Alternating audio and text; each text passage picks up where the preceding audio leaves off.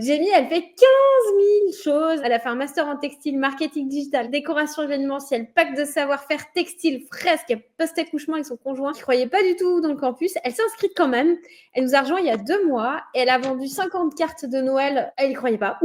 Tu nous raconteras ça. 2 packs textiles et un mandat en marketing en cours de signature. Et tu me disais juste avant qu'en fait, il y en avait 2 en cours de signature.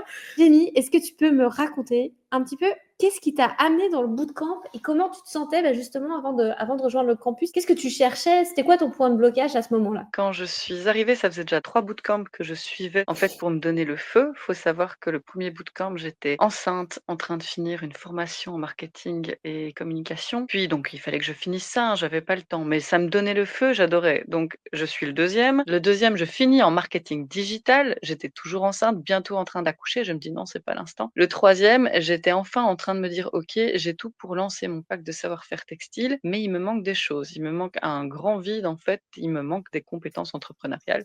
Et au troisième bootcamp, je rentre sur scène, je te pose une question et là, tu me mets le feu en mode: «Mais tu seras pas toute seule». Et là, j'ai eu simplement une je sais pas, une ampoule qui s'allumait dans ma tête. Je me suis dit: «OK, c'est le moment, c'est l'instant, j'y vais». Donc c'est ça qui m'a fait vraiment dire: «OK, maintenant je vais dans le bootcamp, c'est sûr». Et en effet, on n'est pas tout seul. Vraiment là, on se sent, soutenu, on se sent vivant et puis c'est une communauté incroyable en fait de gens purement bienveillants. Donc quand on est entouré de gens qui sont sceptiques, bah, c'est hyper génial quoi. C'est juste incroyable. Oui, parce que comment ça se passe dans ton entourage, toi? Beh, dans mon entourage, on va dire que c'est des gens aussi qui sont pour l'entrepreneuriat, mais qui enfin voilà, ils ont plein de croyances limitantes, donc c'est un peu délicat par moment de d'être motivé. Enfin voilà, il y a rien à voir, hein, il y a du pessimisme aussi. Il faut s'entourer de gens qui sont motivés. Il faut s'entourer de gens qui ont envie en fait d'avancer et qui ont envie de travailler, qui veulent pas se trouver des excuses. Si on veut y aller, si on veut se donner à fond, il faut rejoindre le bootcamp. Il faut rejoindre Le le campus. campus, il faut y aller. Et du coup, justement, tu avais beaucoup hésité? Moi, j'avais hésité parce que j'avais investi beaucoup en moi. J'avais vraiment investi, un sacré paquet d'argent et je me disais: «OK, c'est pas le moment». Aussi pour ça, je me disais vraiment financièrement, j'ai flippé. Je me dis: «Je suis enceinte, je vais accoucher». Donc le troisième bootcamp, je venais d'accoucher, hein, donc elle avait 3 mois. Je me dis: «Non, non, mais ça va pas, c'est délicat». Et puis en fait, avec plein d'études de cas, je me dis: «Oui, mais en fait, si on fait bien les choses, ça peut revenir vite, en fait, au niveau des contrats, une manière de bien présenter les offres, de pas se faire avoir par les clients vampires». Enfin, il y a quand même plein de mots que tu utilises qui sonnaient à l'intérieur de ma tête en me disant: «Mais oui, en fait, faut savoir comment, step by step, faire les choses». C'est ça le plus important. Et quand on n'est pas sûr, quand on a des doutes, bah, c'est bien d'avoir quelqu'un qui nous prend par la main et nous dire: «Allez, viens, on va par là». C'est génial.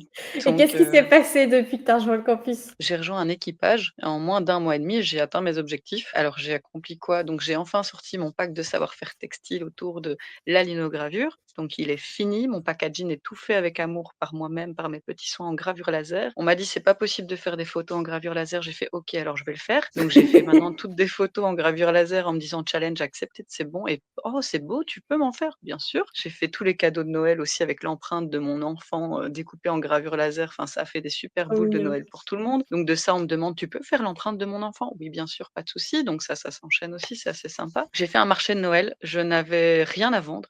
Je me dis: «Beh, je vais faire la promotion de mon pack de savoir-faire textile que je n'ai toujours pas terminé. Ça me donnerait une bonne occasion pour le finir pour Noël». J'étais avec mon pack, j'ai fait la prévente, j'ai fait des ateliers créatifs, j'ai personnalisé des cartes de Noël, en fait, pour les customiser avec les enfants. J'ai une dame qui a flashé sur mes cartes de Noël: «On peut les acheter juste comme ça?» Donc en fait, elle a acheté, 50 cartes de Noël d'un coup. Alors j'étais là: «Mais j'en ai pas assez. Vous me les amènerez à la maison».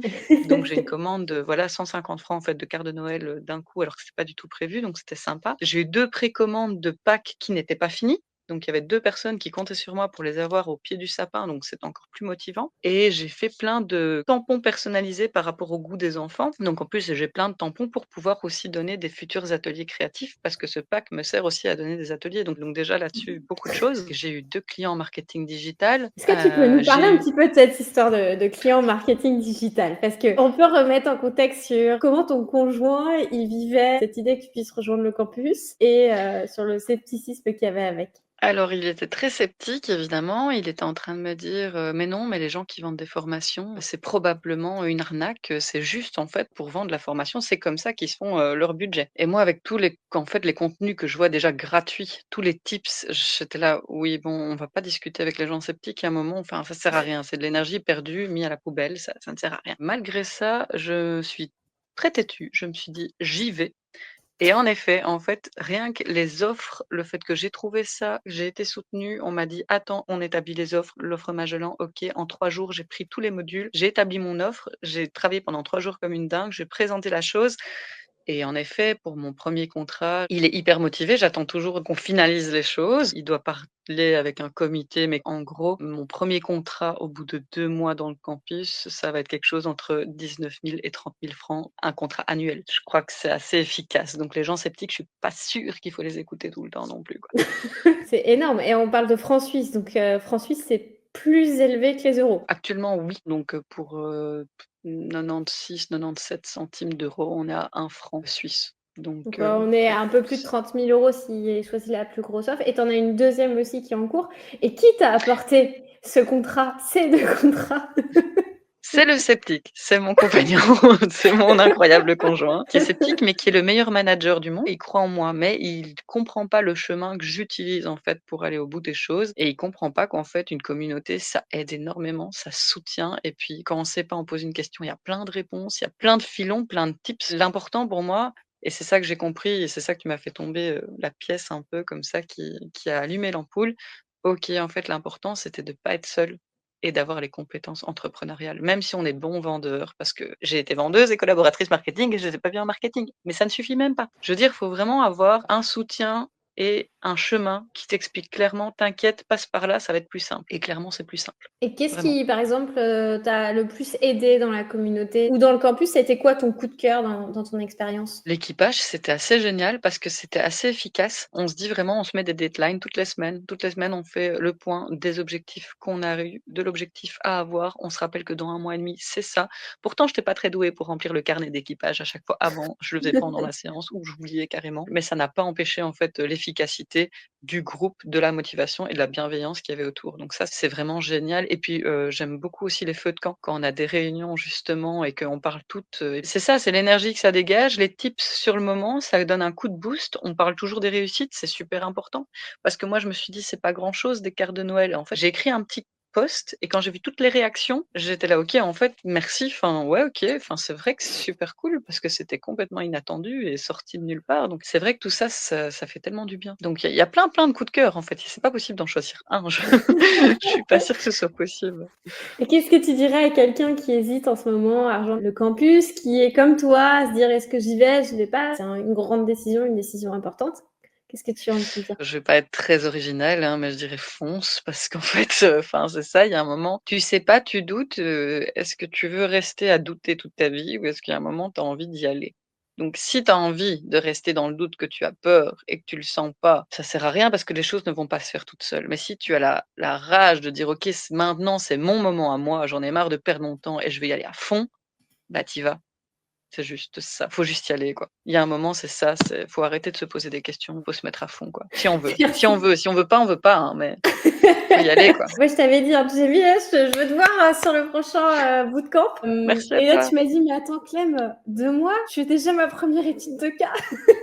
En plus, quand je t'ai posé la question, pendant le bootcamp, il y a 2 mois, je t'ai dit: «En fait, moi, mon rêve, mon objectif 2025 maintenant que c'est carrément accompli, ma plus belle idée, c'était de me retrouver dans une étude de cas en me disant: "Ça y est, enfin, j'ai déjà réussi quelque chose"».